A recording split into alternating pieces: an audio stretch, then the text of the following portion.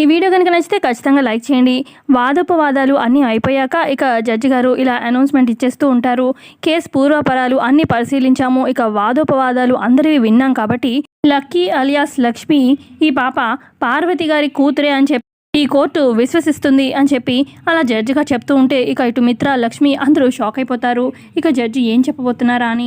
ఆ తర్వాత జడ్జి గారు ఇలా చెప్తారు, పాపని ఇక తను పార్వతి గారి కూతురు కాబట్టి ఇక మిత్ర గారికి ఆదేశం ఇస్తున్నాను, పాపని పార్వతి గారికి అప్పగించాలని ఆర్డర్ వేస్తున్నాను అని చెప్పి జడ్జి చెప్పేస్తారు. ఇక లక్కీ చాలా బాధపడుతూ ఏడుస్తూ ఉంటుంది. ఇటు మిత్ర కూడా చాలా షాక్లో బాధపడిపోతూ ఉంటాడు.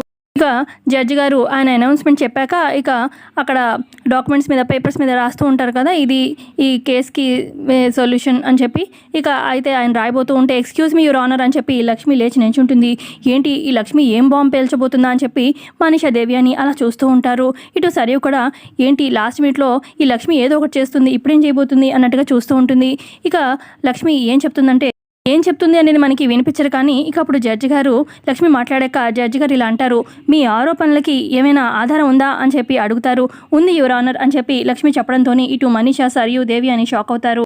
మరి లక్ష్మి పార్వతి కూతురు కాదు అని చెప్పి ఏదైనా ఇక ప్రూఫ్ సంపాదించిందా లేదంటే ఇంకేదైనా ఐడియాతో లక్ష్మి ముందుకొచ్చిందా మనం కమింగ్ ఎపిసోడ్లో తెలుసుకుందాము. వీడియో నచ్చితే లైక్ చేయండి, కొత్తగా వస్తే సబ్స్క్రైబ్ చేయండి. Thanks for watching.